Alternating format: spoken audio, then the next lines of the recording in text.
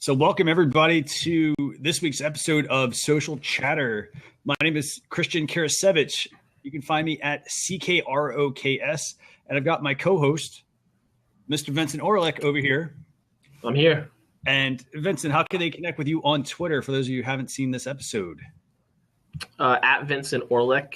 You can find me there. Very good. And you'll probably see also Not a Guru as his hashtag because he claims he's not a guru. And I agree with you. Right. Nobody is a guru. Nobody knows everything. Nobody's a guru, unless you were the absolute creator of something, that everyone else builds off of, you could probably say something like that. But, everybody's always constantly learning from other people. They're taking something that somebody else may have built and building off of it and improving it, hopefully in most cases. So, with that, I want to just dive into what all we got to talk about today, because we have, as usual, we do 5 topics, and then we talk about, 3 tools that we have found that we think can really help business owners. So the first topic we want to talk about today, and by the way, if you're on our email list, you do get this email. We notify you about what the topics are, so you can look at these beforehand and then hopefully bring some discussion to this. So topic number 1, Facebook launched local insights for local businesses. This was actually around a little bit before Thanksgiving, which was the last time we did this show. This is actually really good, I think personally, because Facebook is, I really think they're starting to really improve a lot of stuff they're doing. I mean, they're not just like giving you a tool and saying, hey, you can only use this for this certain thing. They're starting to really start to cater to their audiences. And I think for local businesses, this is really, really good. Have you had a chance to look at this news, Vincent? Yeah, I have. It certainly looks like insights that exist already, except a little bit on steroids. Mm-hmm. For the people that have business pages. It's certainly useful for finding nearby what people nearby are doing, what their behaviors are, what they're doing in the moment. Even so, it could be a huge tool. And you can actually target people with they're called local awareness ads. I don't know if you've had a chance to ever try those out, or if y'all do that with your business. Have you had a chance to use those? Me personally, no, I haven't used them. The thing is, our brand and the brands I've worked for before haven't been on that level of needing to use something on a micro level like that. It's been more out there. Yeah, no, I agree. And then the same thing for me. I mean, it's not something that we really use, in the B2B space.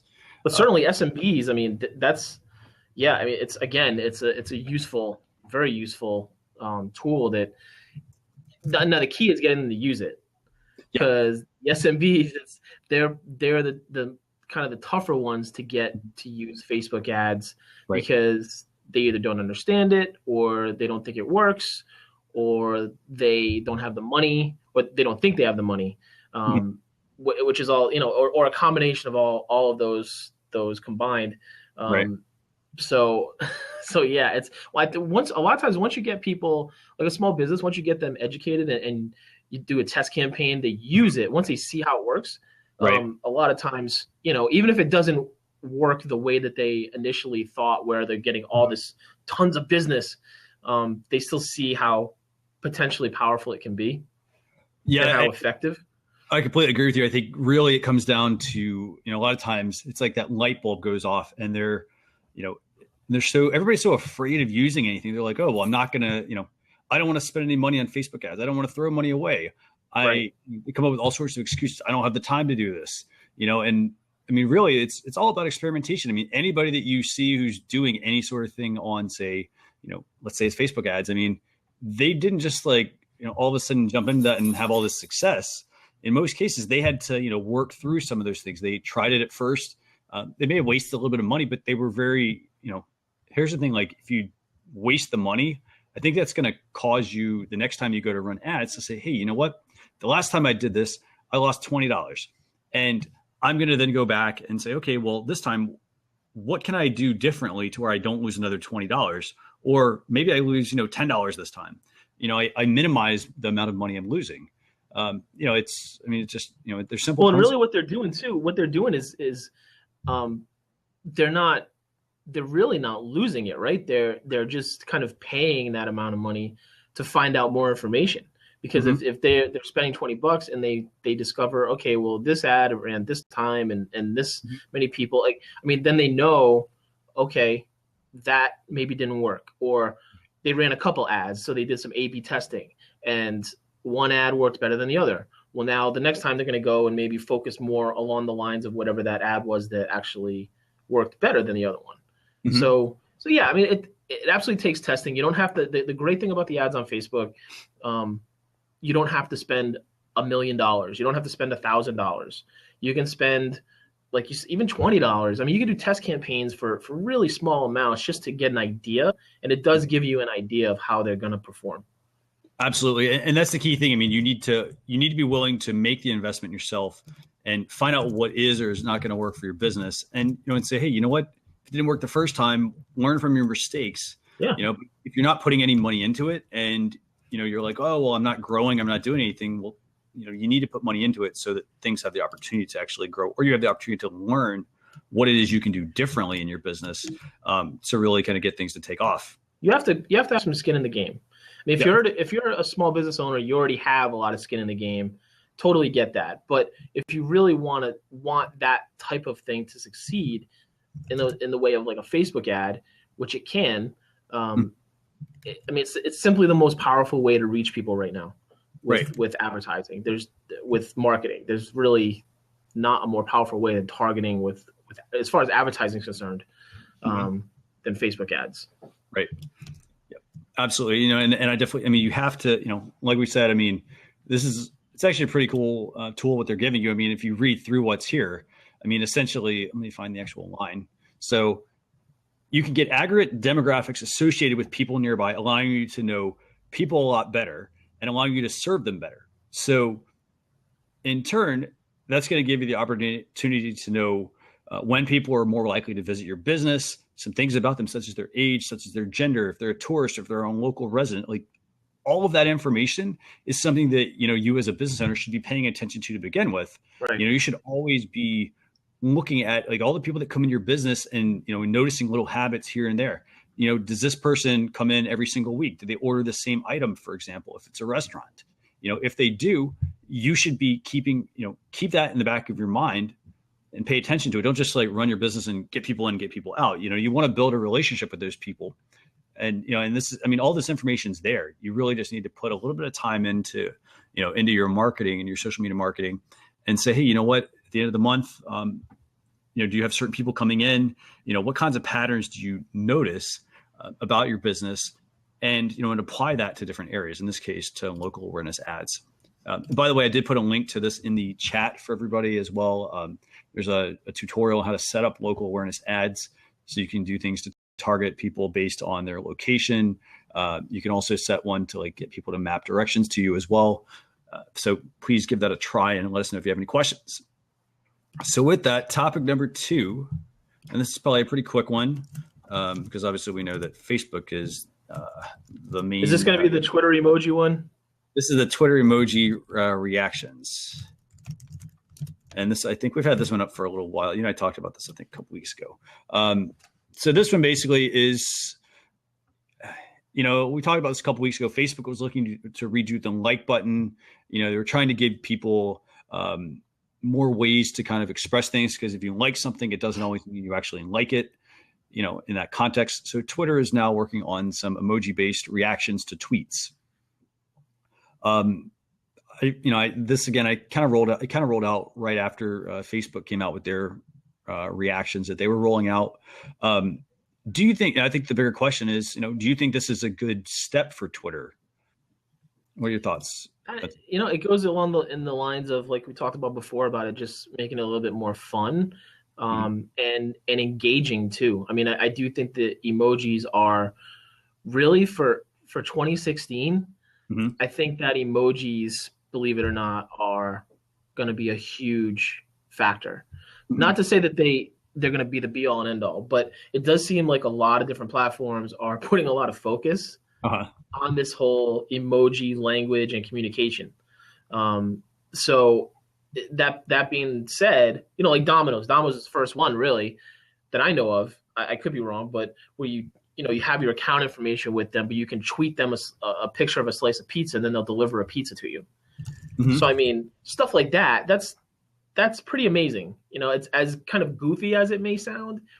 It's pretty amazing, and it provides information to the brand mm-hmm. too. They're like, they can see, okay, how many people tweeted us just the slice? How many people are paying attention mm-hmm. to our marketing to know to do that? How many people are just ordering different ways? You know what I mean? So it's all part of the whole mix.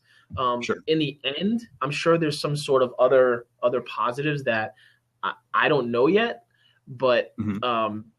I'm sure they'll pop up. But after people start using them, it's not for everybody. Certainly, it's not something that everybody's going to need to do. But having it on Twitter, having it available on Twitter, it's fun. It's something I think Twitter's thinking is it'll help some brands in that sense to kind of develop new tactics and strategies and make things more engaging and along those whole lines of Twitter trying to get people using the platform and making it easier for people to use the platform, because that's what they're so kind of like, they get banged around for Twitter being difficult for the everyday person to use somehow. And it's really funny. It's not really that difficult because there's very few buttons. There's very few actual features that you have to remember.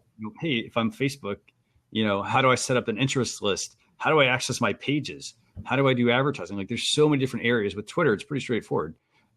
You don't have too much sharing between things. It's like, comment, share.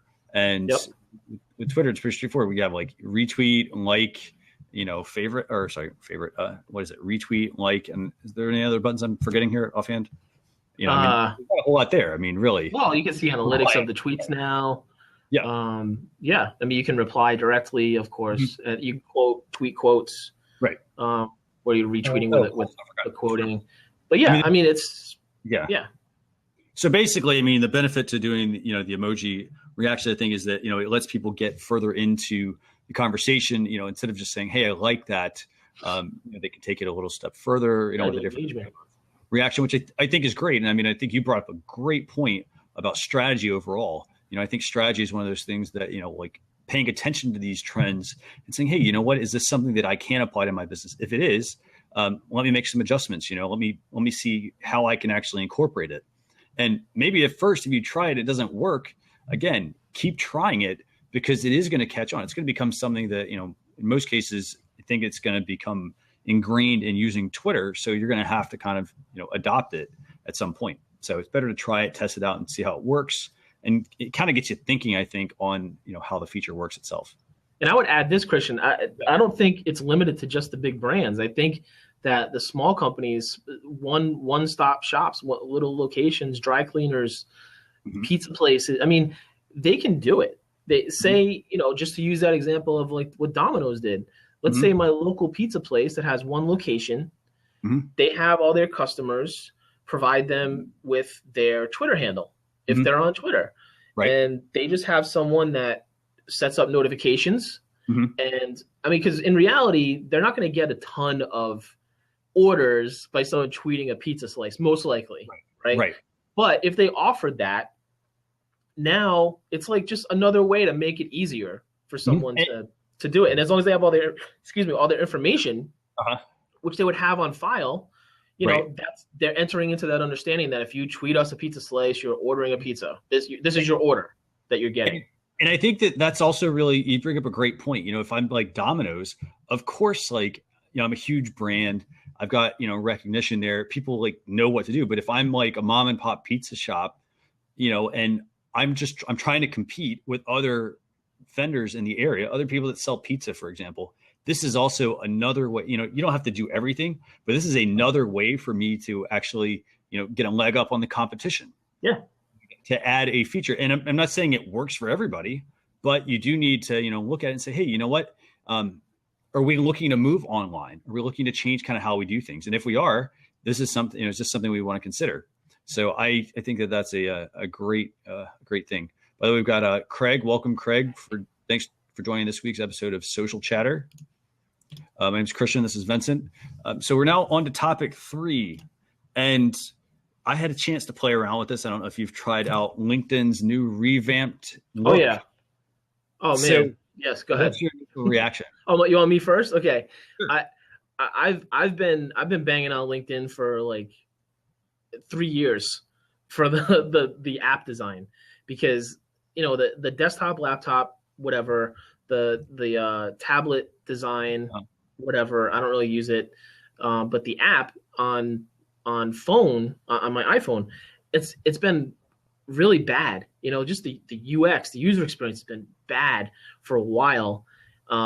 They did a fix like a couple of years ago, and it didn't really make it any better. It changed it around, but it wasn't any better. So this new update where they did a whole redesign. I mean, it's total and complete redesign. Your feed, your LinkedIn, and it's funny because the past few shows we've been talking about how LinkedIn and Facebook and Twitter and Snapchat there's things that are happening. Like LinkedIn is slowly taking on more of like Facebook's aspects. Twitter is trying to pull in Snapchat type stuff. This is a direct like rip off of Facebook, but in a good way. Your LinkedIn feed now looks, there's some different coloring, some different font, but for all intent and purposes, it's a Facebook feed. That's exactly what it looks like. Now the other stuff on the bottom, like your notifications, your connections, and it's just easier to use. It's easier to access and see, okay, I have these requests, these notifications, these people got new jobs. Like it puts it all in front of you. I think it's really well done. I mean, it'll even get better as they do more and more to it, but this is a really, really good foundation for where it is right now. What do you think? Absolutely. I completely agree with you as far as just the overall look and feel. I am really glad that LinkedIn is actually making these adjustments. I mean, I think that the app has kind of been due for an overhaul. Oh yeah. I also agree with you. I think it looks a lot like Facebook, and I was not having a bad thing. I don't think it's a bad thing. It's not a bad thing. I was having a conversation about this, I think it was yesterday, and we were talking about how a lot of the social networks are starting to look. Let me phrase that. They're starting to kind of play off of Facebook, or like you said, some of them are playing off other networks, like i.e. Facebook is, rolling out some features that seem very Snapchat-like. I really like the UI. I think that it is a much cleaner look. I'm looking forward to kind of seeing where they're going, because, they've done that now. I think a couple weeks ago, they did LinkedIn groups. So you have a lot of really great functionality that's getting added. They're starting to break things out. And I honestly, I would say watch Facebook to see what LinkedIn is possibly going to do, because I think that that's the direction we're going. I think a lot of the networks are starting to kind of play off Facebook and things they're doing. Craig pointed out that he likes the new UI, but they took away the ability to customize an invite.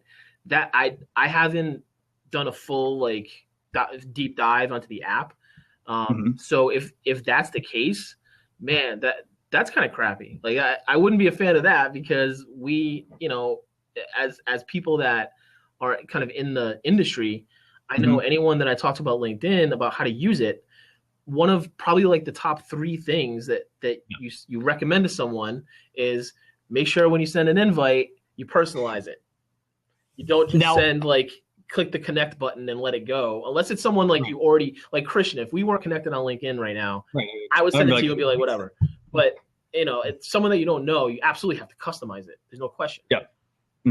Absolutely. And actually, I do want to add something to that, because I noticed this overall with LinkedIn, that I think I'd gone to accept somebody's invite or something on the desktop, and they were changing up what all you could access. So for example, I think I was looking at hey, who viewed your profile? And instead of seeing, I think it was 5 to 10 people, they started to shrink, for instance, the number of people that I can see that have actually viewed my profile. I also think that some of the customization might have been removed from the desktop as well, or maybe I happen to be, testing a different version. But I agree with you. I mean, I think I wouldn't be surprised if they're trying to get people to pay for LinkedIn, which would be interesting, because I don't know very many people that pay for LinkedIn unless you're a recruiter or something. Yeah. You know what? I do, but I put on the company expense. Right. To have a professional, not professional, what do they call it? The premium, right? Premium profile. And then the times when I have been they make it easy to do this. The times that I have been, in between jobs, let's say, I've paid for, or I've signed up for the premium, and they do the free like 30-day for free. And usually I've been lucky enough before. I mean, this was a few years ago. I was lucky enough to usually find a new position before the 30 days was up. Right. But when you pay for it as a job seeker, I know one of the things that they claim happens is your profile will appear higher in search results when recruiters are looking for that position.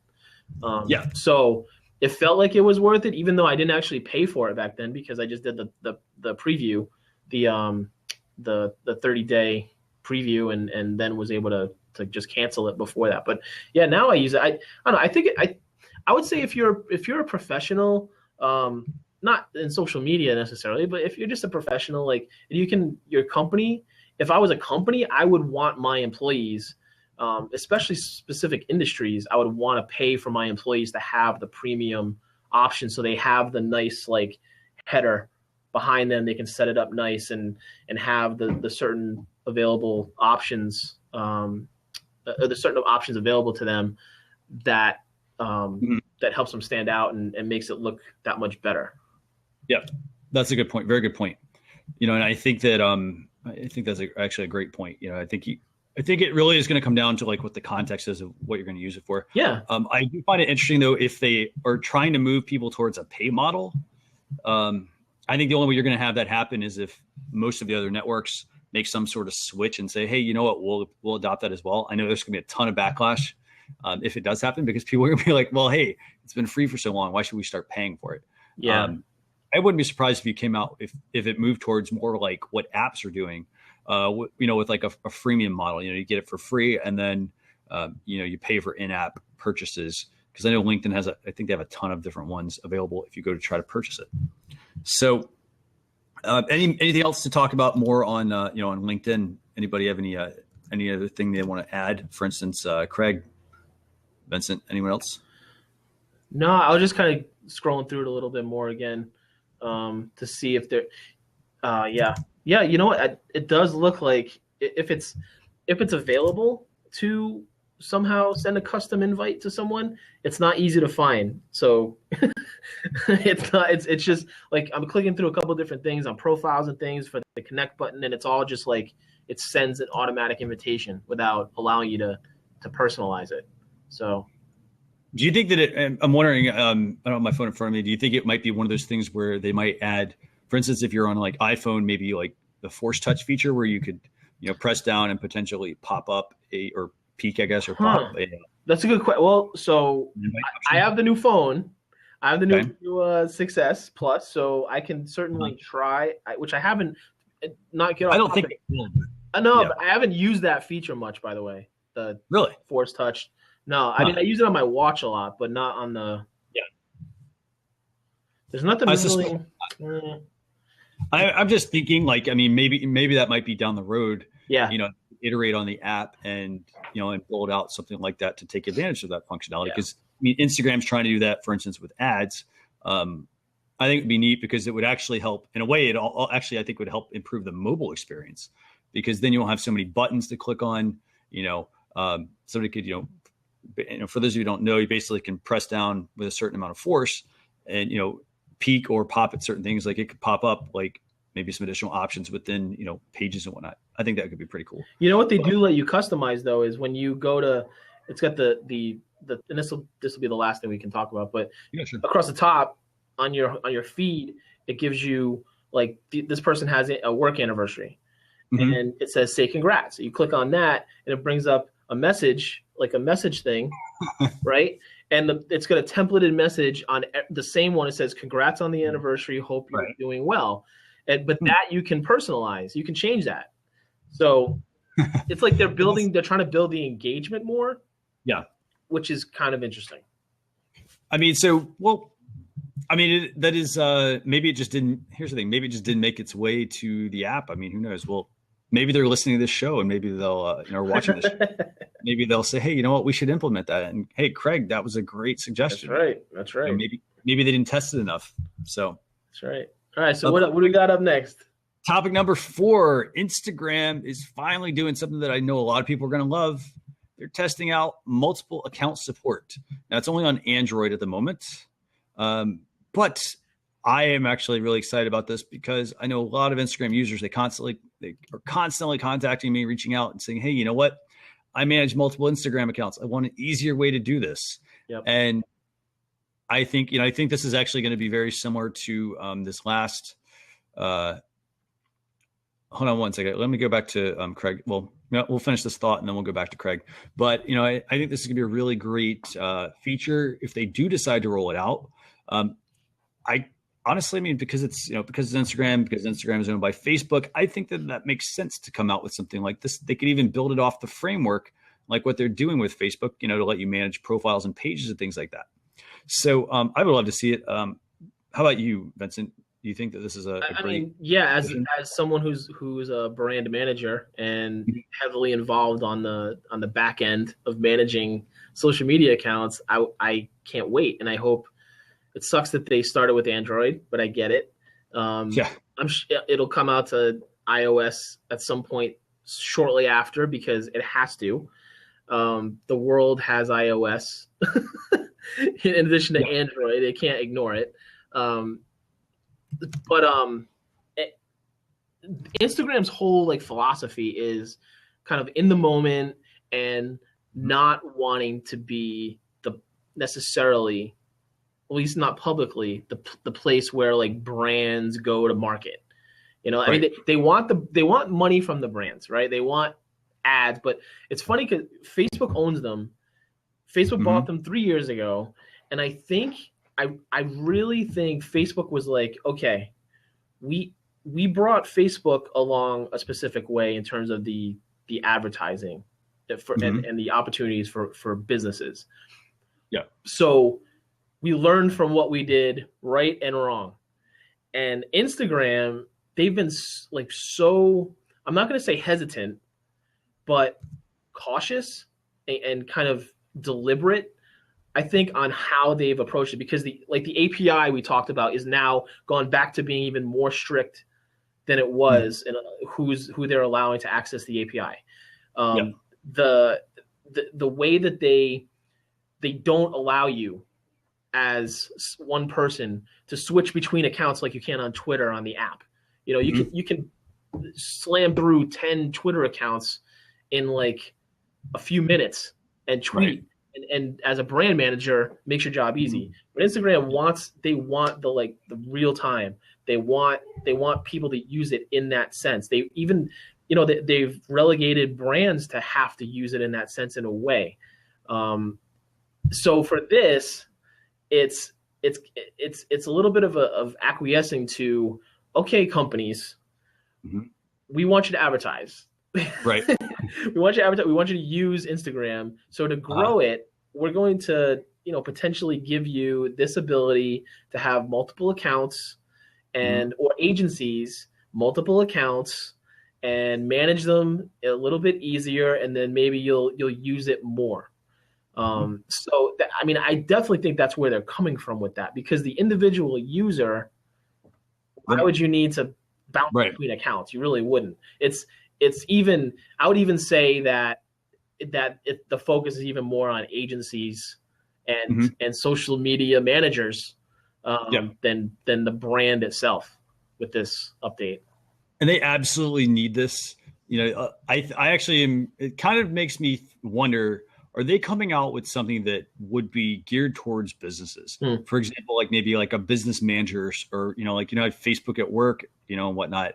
Are they possibly coming out with something like that where it is geared towards that type of user on Instagram? I always found it odd when people would contact me and say, hey, I've got, multiple Instagram accounts and this one was blocked or that one was blocked and this one's working, and I never really understood why you would need multiple accounts unless, again, I have 2 accounts. I have one for my personal account, and I have one for Social Chefs, which is, what this is branded under. But it's not 2 for you personally. One is your business, one is you, but a brand, Like, Right. you know what a good example is? It's funny the timing of this, like IKEA, right? Mhm. IKEA did that whole thing where, I mean, it was brilliant, but they set up, I don't know how many different Instagram accounts, and Mhm. then they put up posts, like a post would be of a room Mhm. of IKEA stuff, Yeah. and they would tag all the other accounts. Mhm. Like that chair had its own account on Instagram. that bed had its own Instagram account, and they could tag Yeah. it. And then when the person saw it, they could click it and see the tags and go to that item. It was like a catalog Mhm. of their own on Right. Instagram. Mhm. Yeah. I mean, I think they definitely need to make it easier. I mean, I know when they have the, all these multiple account sign-ins, like when you're switching between accounts and whatnot, like log in here, log out there. I know there have definitely been a lot of times where people have had their account access revoked, for Sure. suspicious logins and whatnot. And I'm excited for this. I think the biggest part that surprises me is that it came out for Android first, Yeah, me because too. the trend is for just about every app that I've looked at, launch for iOS first and Yep. then roll out an Android version. I mean, Facebook does it. I mean, who else? Like every single. I mean, it's kind of Oh, crazy. every This is app. I was looking at apps app last game. week about like an app for a company, Mhm. and they price it with iOS or iOS and Android. They don't Mhm. price it for Android by itself. They price it for iOS by itself Yeah. or iOS with Android. hmm So that's the part that surprises me. But hey, I'm looking forward to this feature. I know that a lot of people, uh, with they're managing accounts for brands, for a large company. I mean, I think they will definitely use this a lot. Yeah. So I did want to jump in here real quick in the comments. Craig had mentioned, but automated engagement. Can you elaborate more on which one you're referring to with that? Were you looking at that? Was that more for the LinkedIn item we talked about, or was that something else? And we'll give him a second here to comment, or if he wants to jump in.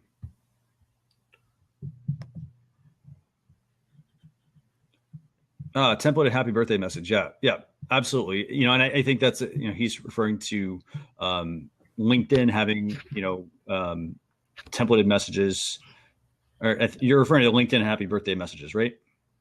Or you're referring to something else?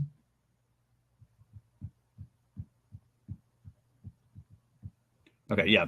So, he's referring to, and I agree. I think there should be templated, definitely have templated things when people, if somebody's birthday or whatnot pops up, or maybe a work anniversary with LinkedIn, make sure, start to take out some of those extra steps. Like, you notice this, for instance, with Apple Watch. A lot of people have Apple Watch.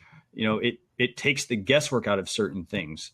Because it, like, for instance, like you can respond with Siri, and it actually will read the conversation and give you some recommendations on how you should respond. I think you need to see a lot. I think we need to see a lot more of that from a social network perspective, especially from LinkedIn. Take out some of those requests for, like birthdays, work anniversaries, friend requests, friend requests, connection requests, from people that you might not know, things like that. I mean, look at the data and then give us a response back. Because there's so much going on, a lot of times people, inadvertently might have accepted somebody's connection, even though they didn't mean to. So, that's a great question. So, or great response, actually. So the fifth topic we have today is talking about live video and a new tool called Collage for Facebook. And this is obviously the main topic for today, that we want to talk about. Basically, what has happened is Facebook has rolled out live video. Or they're starting to, for people that are not celebrities. So this means that you'll be able to run your own streaming show. And they're also rolling out a feature called Collage. And I think Collage was actually out. Was that actually out a few months ago, maybe? I think a couple people had it. You were able to, but basically what they're doing is they're taking it where you snap photos and videos and whatnot, and you can create a collage, or they're creating a collage for you with all these moments. So what are your initial thoughts on this one, Vincent? Which one do you like the most, first of all? Well, I mean, the Facebook Live is a humongous update. Once everybody's got access, it made big news a month or two ago when they came out with it and only gave celebrities access. Mm-hmm. And a lot of people, including several friends of mine, and one in particular, Brian Fanzo, was very vocal against it. Meanwhile, I was kind of hesitant to condemn them about it, because I kind of figured they were going to come out with it for everybody eventually anyway. Mm-hmm. He wasn't believing that they would. I was kind of surprised, but whatever. That was his opinion on it, and I just figured, okay, Facebook, it wouldn't make any sense for Facebook not to eventually come out with it, but for everybody. But I totally get why they wouldn't have just rolled it out there to everyone right away. There's a few different reasons. One would be even technology wise. I mean, they have a ton of servers, right? I mean, they have data centers. They have in the mountains in Sweden or something. Like, they have them built in all these places, like crazy stuff. But just, can you imagine what, like, not 1.5 billion people are not going to jump on these videos, but if 1% of that number, 1% of Facebook users uses the live feature, can you imagine what that's like on the hardware in the back end? Like, I don't know enough about it to know that, but I would have to think it's sizable. I worked for a data center company before, so I have a little bit of an idea. But and so far, even just experiencing the live feature from people that have had it, the celebrities and people that are public figures and all that, it's honestly, it's been like off and on. Christian, for you, I don't know how it's been, but the people I've seen, either it'll say they're live, I'll go click on it, and they're not live, it's over. Yeah. And the quality, the resolution is good, but the feed is jumpy. It stops and starts, and it's not, the comments are sticky. Like, it's it's real time, but it's really not flowing well. It'll stop, and then it'll be like, to catch up. So it's still a little buggy, but I'm good with that.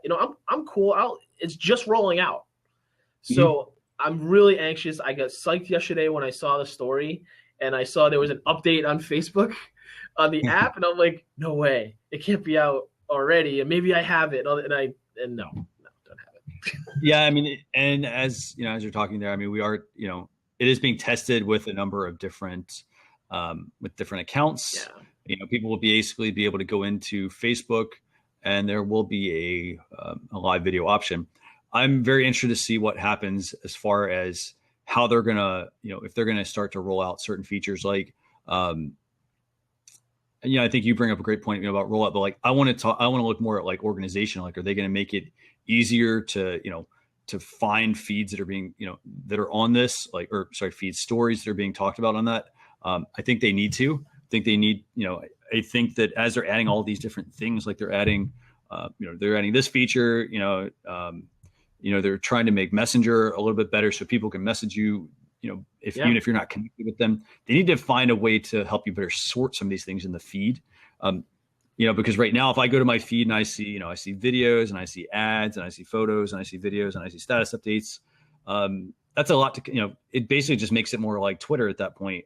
If there's no sorting mechanism there, whether it's, with Twitter, you can use say a third-party tool like a Hootsuite or something, and go in and sort based on certain keywords and things like that. With Facebook, you don't have that luxury as much.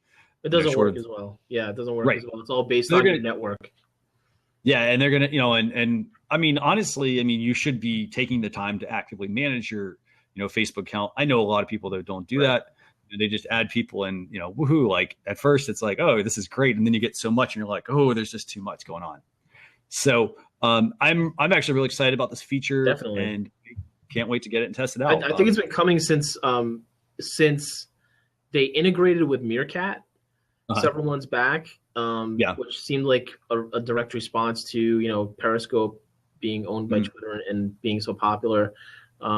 But it seemed, I just felt like Facebook would just take over Meerkat entirely and like tie it in entirely. And it does seem like this, I mean, this is essentially Meerkat on Facebook, without all the like little things. So I would not be shocked to start seeing eventually, like within a year or something, to see like on the feed, you start to see who's on live, you know, the little profile heads or comments somehow. Well, I guess they could just keep them on the side. However they design it. I mean, I just wouldn't be surprised to see a lot of the Meerkat kind of functionality come through eventually. And I mean, and here's the other thing, I guess, you know, we'll talk about this last point and then we'll get into Collage and then a couple of tools real quick. So the other thing I think that's you know, really important to look at here is, you know, I'm glad Facebook's coming out with this. I think it's going to be awesome. Is this going to affect other streaming services? Is it going to affect, you know, people using Meerkat and Periscope? And in this case, we're using Blab. You know, are we going to migrate towards just using Facebook for all of this? You know, or are we going to spread ourselves out and say, hey, you know what, I'm on all these channels. Like, I mean, for me personally, I don't use Meerkat. Right. You know, I might have tried all this stuff at the beginning, but you know, at the same time, you have to look at how much time you have, and you only have so much time to spend on a network. So what are your thoughts on that? And then I think they're different. I don't think, I mean, I think it would probably cut in just in terms of the time you spend on a live video streaming service. But I don't think the Facebook one is different from what Periscope can provide and is different from something like Blab. Because obviously the Facebook one, there's not multiple people.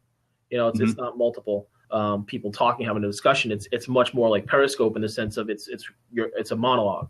So if anything, it might affect Periscope a little bit more. But it's really going to come down to, does it work well?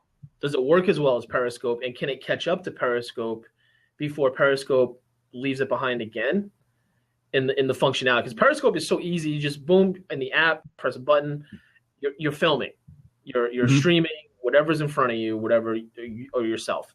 So can Facebook get to that point easily and catch up and then keep up? That's going to be the question, because I think Periscope absolutely has a leg up. Hey Tyler, what's going on, man?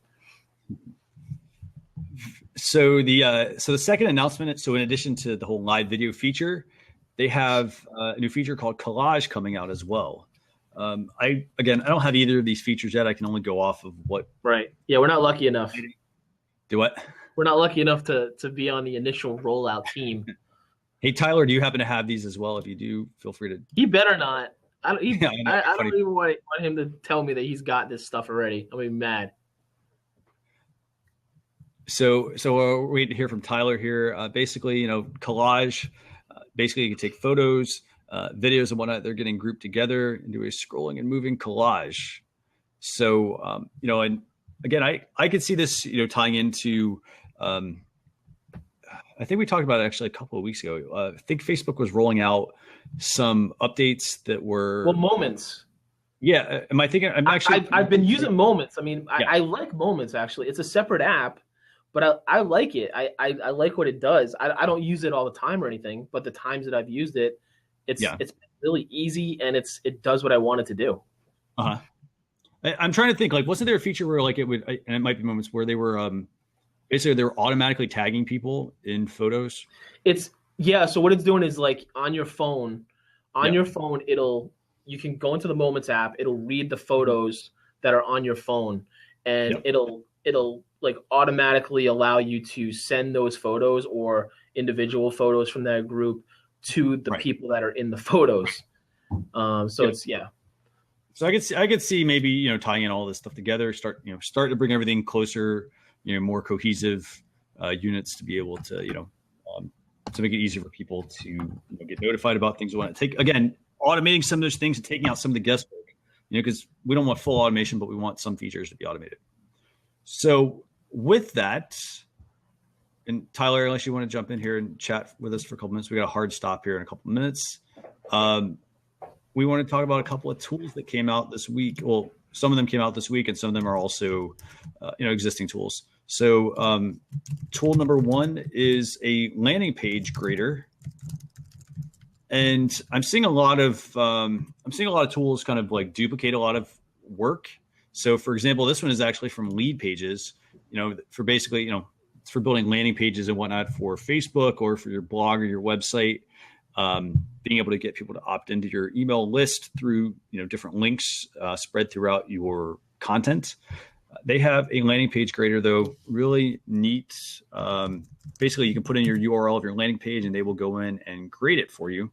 And you can get that by going to Lead Pages, and there's a link at the top, and you just drop in your URL and your email, and they'll send you an email with everything.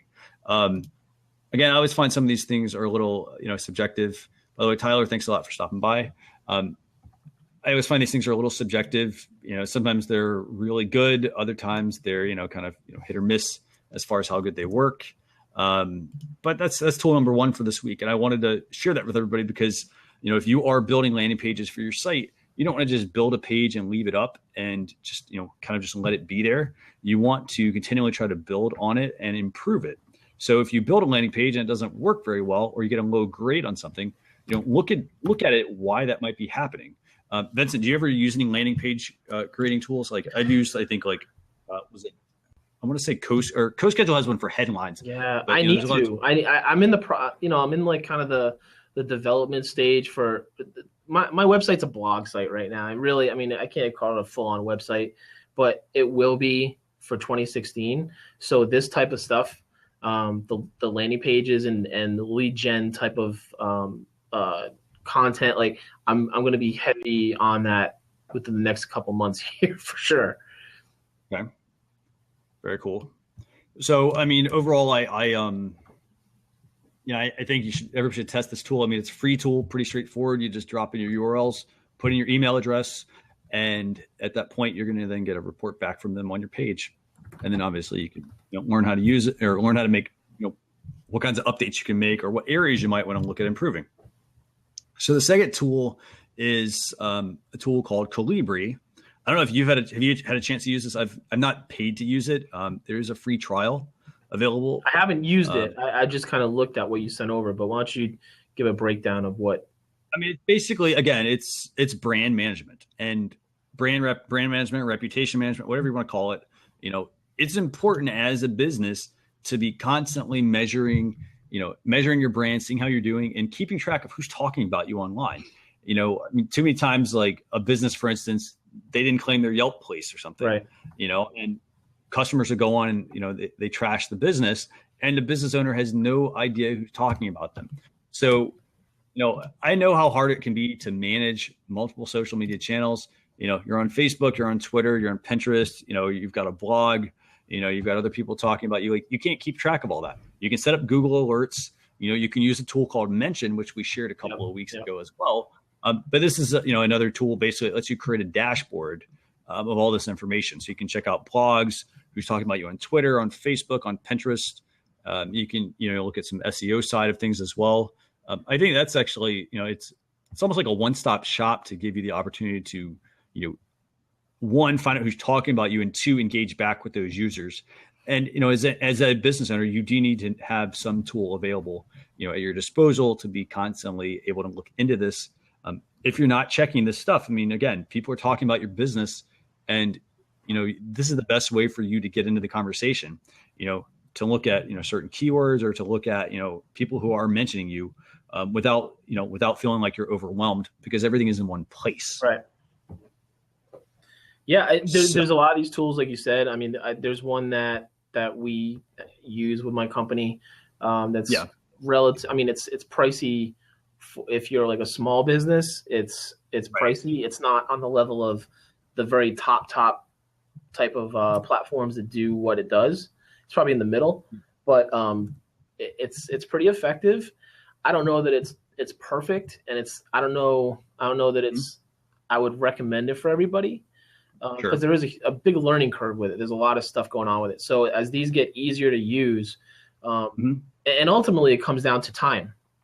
Right. Comes down to for the small business owner, especially they don't have this huge team necessarily of someone that's paying attention to just the social media or what's going on online, although they should.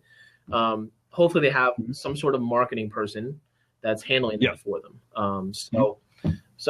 They're effective. They're useful. They're effective. You can afford it. If you can have the time and you can afford it, then they're worth it. And I would say, the one thing you mentioned there, time, you mentioned cost. some of these tools, they might seem on the surface like they're very expensive, but you have to look at how much time it's going to save you. You're constantly, for instance, let's just say Twitter and Facebook. If you've got notifications on for Twitter and Facebook and you're getting just bombarded all the time, yes, it's free. You're getting emails though, you're getting notifications on your phone, it's diverting your attention. Instead, you could spend a couple of dollars a month, or if you can't afford it at first, budget for it and, roll it out for like the next quarter or the next year and, get yourself a tool that's going to, in the long run, save you more time. It may cost you money, but think about how much time you're going to be saving by having all of that stuff at your disposal instead of having to, just get yourself scatterbrained thinking, well, I got to go here and check this, or I got to go check this, or I'm getting pinged about something. Yeah, I would also throw this out there, Christian, because I think it's important to note that if you're a small business, I was just looking at the pricing on these. It's like $45 a month, $100 a month, or $300 a month, and that gives you a certain number of phrases, websites, and users, right? So even if the most underrated thing about all of these platforms is they're smart enough now where they do it on a cancel anytime policy. So as a business owner, you take advantage of that. What you do is, right now it's the holiday season, right? If you're a business owner, small business owner, is it worth $100 a month for 3 months to go in, for November, December, January, or October, November, December, leading up to Christmas? If that's your big time, is it worth it to you to monitor certain keywords and phrases and things happening online? Is it worth $100 a month? Yeah, you're going to make that back off of, if you're monitoring and keeping track of certain things, trends, things that people are saying in your local area, things they're asking about. You can then directly address those things, and say you see it in October. Well, now you can you have enough time to prepare for it for December, for Christmas time, let's say. So it can absolutely be worth it, like tenfold, even if you're spending $95, $100 a month, if you're using it the right way. And then you just shut it off. Take advantage of that. January comes, okay, stop. Don't use it anymore. But if you're smart, you'll keep using it, actually, because after the shopping season is when you even want it more. Yeah, and I think you bring up some great point. I mean, that's a great point. You want to take advantage of this, during those peak times, and you want to be trying this out. And honestly, again, save your sanity. Look at it and say, okay, how much is this going to actually help me? Because in most cases, these tools they're there to help you. They're not there to just take money out of your pocket. Yep. You're spending, spend the time at the end of the month and assess how much time you spend doing something, and then say, hey, you know what? For the next month, I need to get faster at something. Well, how do I do that? I need a tool to replace certain actions that I do. And the whole thing is, you do all these things, as you're moving along to the point where, you get to the point where you have nothing has to be completely automated. It just helps remove some of the barriers to make it easier for you as a business owner. So definitely don't overlook that. I mean, it's something you want to pay attention to. So with that, I got one more tool for everybody, and then we're going to wrap things up on this episode of Social Chatter. It's called Instagress. And we talked about another tool a couple of weeks ago called Social Quant. And that was for mainly getting Twitter followers and whatnot. This is actually a tool for getting Instagram followers. So basically you get more targeted likes, comments, and follows on Instagram. Now, obviously with all the changes going on Instagram, I mean, this one is, if you look at their cost, it's super cheap. $3 for $2, 3 days for $2 of access. 3 days for $2, which equates to 66 cents per day, 30 days of use for $10. Again, this kind of goes into what you were talking about, which is, pick a plan, try it out, put your effort into it for that amount of time, and consider canceling at that point. This seems really inexpensive if you're able to generate a lot of sales, by the way. Well, they also provide a way to switch between accounts. Yep. Which is, so that's like a bonus. I mean, it's like that usually costs a lot of money for, I think, a lot of businesses. They're looking to get into account management. They might be spending I don't know how much, but usually they end up spending a lot of money on a monthly basis, just to be able to have Instagram, account switching, which, if you're not making any money on Instagram, I mean, you need to look at your sales funnel. And so, by the way, with that, I haven't tried this tool yet. It looks like it's a very polished tool. you know, it's gotten pretty good recommendations from the people in my circles. So, you know, I would recommend checking it out. I mean, it's pretty inexpensive, you know, worth trying out and testing out and seeing how it works with your business. With that though, I do want to mention, you know, I talked about a second ago about having an Instagram marketing funnel, you know, and if you're not generating any revenue on Instagram, you know, there is a way to set up a funnel. And I don't know if you happen to, I put this out like yesterday, I think, Vincent. Mm-hmm. Basically, it's a video that's going to walk you through how to create an Instagram marketing funnel. And you really only need 3 tools. Everything is outlined for you. In the off chance you want to create an Instagram marketing funnel, there's a lot of things you can do for that, you know, to really start to drive people back from Instagram to, like, say, your website or to your products or whatnot, you know, to get your email list built. And, you know, the benefit here is that, you know, if you're using, for instance, a tool like, say, Instagress to grow your followers, to get more likes, more comments on things, setting up a funnel is tied to your profile. And the benefit is that you can get people, you know, as you're building your engagement, you're building your audience, they're going to start to see your profile. They're going to start to see the things you're doing. And at that point, you're going to start to get more people that are, you know, converting from just followers into actual, you know, either subscribers or eventually into paying customers. So with that, by the way, I don't know if you have anything else to add, but I'm going to wrap up here if you have anything else to add, unless you have anything else to add. No, good stuff. Good. Those tools, I got to go check those out now. So, you know, just a couple of things I want to mention to everybody, you know, and again, we really value having you on the show. We are, you know, we're holding the show next week. We're still going to stick to the 5 p.m. time, or are we going to try to move that around? What are your thoughts? I mean, I'm good with the time. Okay. So we're still, you know, we'll stick with 5 p.m. You know, if you can't make 5 p.m., I try to turn these into a blog post and publish them the following day. So expect, for instance, this episode to be up tomorrow for you to watch and to learn about the tools. And if you want to subscribe to next week's show, we have 2 options here for you. You can go directly to this link and you can subscribe to it there. Or if you want to get on the email list, you can text Social Chatter to 33444. You know, basically what's going to happen is I'm going to notify you a couple hours ahead of time what some of the topics are that we're going to talk about, so you can read about them ahead of time and come on here and discuss them with us, because this is Social Chatter. And, you know, with that, we wish you all, you know, a great weekend, you know, a very relaxing weekend. And if you have any questions, don't hesitate to reach out to Vincent or myself. Right. Have a good night, everyone. See you guys later.